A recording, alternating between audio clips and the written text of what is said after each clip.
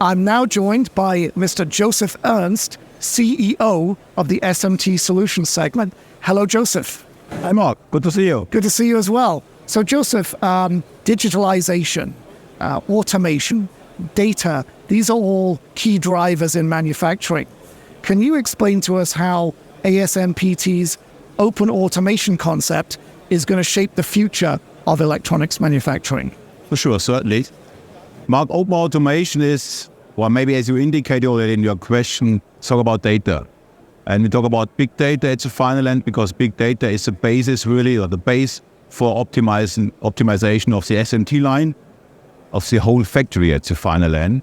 And when we talk about big data, then you have to collect not just the data from our equipment, from the placement equipment, the printer or the SPI, but from the whole factory. And to allow this, we need open automation. So we talk about open interfaces, standard interfaces, so that we can also connect the third-party equipment.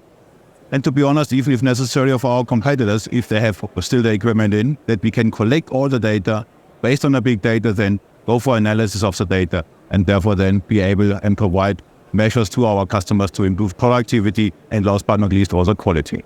Okay, excellent. That sounds very interesting. Standard interfaces, and we're collecting data across the whole factory.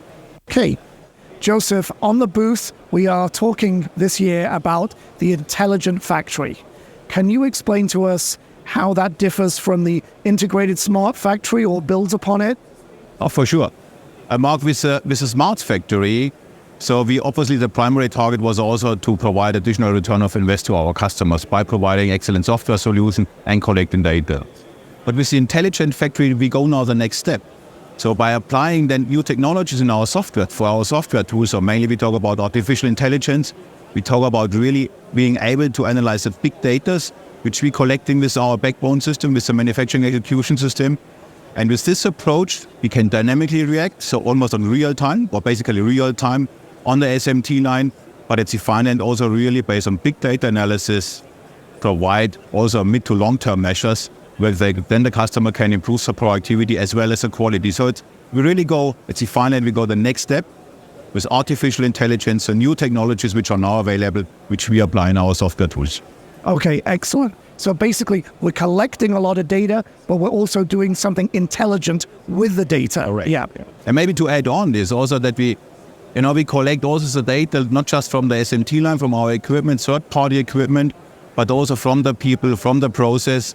And for example, with a virtual assist, so we even collect the data which we have available, which we provide on the spot to the production guys, to the people from our customers, so the engineers, because they are able to collect data, information on the spot with the virtual assist, which is also using the ChatGPT technology. Excellent. So not only doing something intelligent with it, we're collecting data and providing tools back to the workforce so they can do their job better. Perfect, yeah.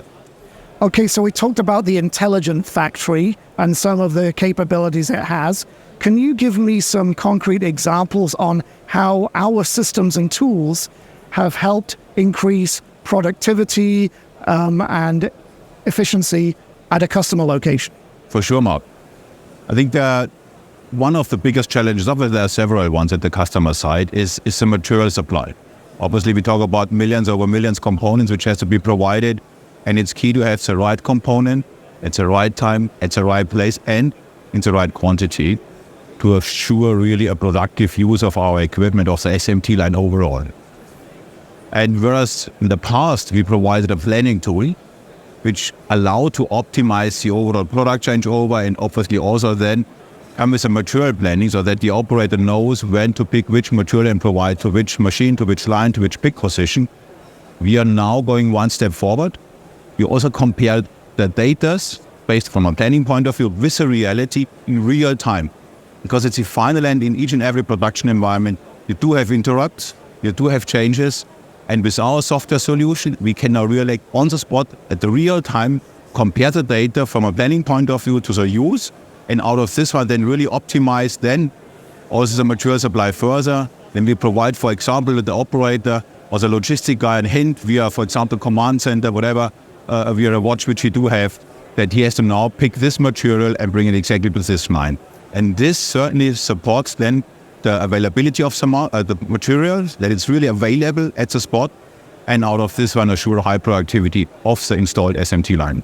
Okay, so that's great. So we build a plan, which is an optimal plan, but we're also monitoring real time what's happening to make sure we get the material to the right place at the right time. If you ever worked in a production environment, you know you have a plan, but obviously, unfortunately, things are changing, whatever. You can have feeder stop or whatever, something happens with a robot, and we automatically react on it. And out of this one, obviously, can then compensate the interrupt. Very good. So if the plan changes, we react dynamically to the situation in effect. Correct. Very good, yes. And there's even another example, what I just, here we talk about really then the real-time reaction. But for example, we also collect the big data and compare then the data, for example, with the feedback from the AI system, comparing the data with the SPI system, also with the placement data which we're collecting. And out of this one, we were really able, and that's proven at the customer side, that we could at the same time improve the quality and the productivity, because we could adjust certain minor parameter in a certain distance. And out of this one, really, the result was an improvement in the first pass yield. We talk about 0.3, 0.5%, and at the same time also improves the productivity. Okay, very good. So correlating data from different data streams allows a customer to actually get better quality and throughput. Very Correct. good indeed, yeah. Yep, correct. One of the tools that we're showing on the booth this year is an application called Virtual Assist. I believe it's based on AI, and it gets the knowledge of our system to the operator right in their fingertips. Can you explain a little bit of how it works? Certainly, Mark. And maybe I think that this product is really a very good example also for why we move from smart to intelligent factory. So with a Virtual Assist, we are applying really new technologies, so with artificial intelligence and natural language programming, NLP.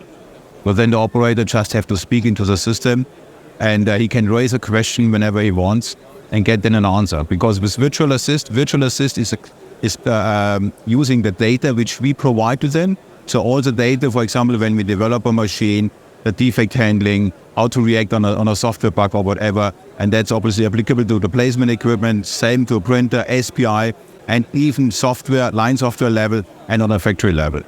And by applying the product, I'm really convinced we go for the next step, because we can save operator time and we can simplify also the onboarding of an operator.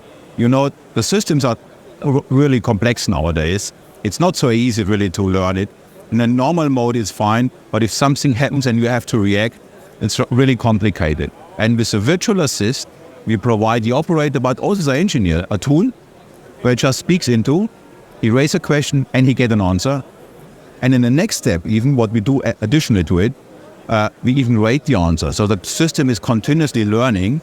And out of this, I'm really convinced that we provide really a significant value to the operator, but also to the engineers, because on the spot, he gets an answer and there's no need anymore, to call somebody which is not around, or to look into documents of hundreds of pages to find the right answer.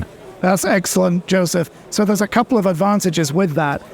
First of all, it's a lot quicker speaking in than looking something up. And secondly, with this rating system, the quality of answer you're going to get back improves over time, which makes the reaction time even quicker. Yep. Thank you, yes.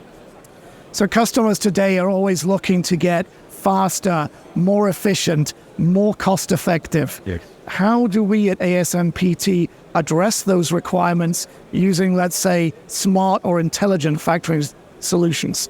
I guess to a certain extent we explored this already, but I want to really also pick, concrete examples. So on the machine side, we have this continuously learning that the machine adopts by itself, to the different conditions. That's even on a dynamic side, what we're doing already. So obviously we watch how the machine is behave and then automatically adjust also our parameter from a motion control point of view. But with, for example, with a process engine, we moved already to the second step. So we're combining the equipment with each other based on a standard interface. So here we talk about CFX and also apply Hermes. And with these interfaces, we collect the data and compute the data. And then the process engine, and that's for me the good example for a real-time change. So for example, good example obviously is always on a printer side. If we see an offset, we immediately react on. So it's really a real-time adjustment of a parameter. But not only from a printer, which is more very obvious. So we also collect the data from the AOI, compare it with the SPI and the placement machines, and then adjust certain parameters to assure really a perfect first pass yield. So obviously we aim for 100% or translate into 0 DPM. So that's for me really one concrete example here, how to improve productivity and at the same time quality. Let's see. Okay, so again, it's back to that whole theme of the intelligent factory, right? We're collecting a lot of data, but we're doing intelligent things with it to enable better yield and better throughput. I'd like to add an additional example, which is, if you look back, why this is not yet available, but with our software solution, which we show here, so we also use then open automation. We work with standard interface, we work with Hermes, and there, for example, the customer just puts a bare PCB with a barcode into the printer, whatever, or into the loader, and then the PCB is moved through the whole SMT line, and the line, machine by machine, is adopting them automatically to either the new layout of the PCB, so it can be different size, and obviously also then come with a new placement program which will be downloaded, or the same is valid applicable to the printer or the SPI. So we just get the PCB in the loader, and it will be automatically channeled through, and the machine by machine will adapt itself to then the new PCB, which has to be obviously populated with components, as well as at the final end also soldered and reflowed in the oven. Okay, thank you. There's some really, really interesting things that we're showing to do with the intelligent factory.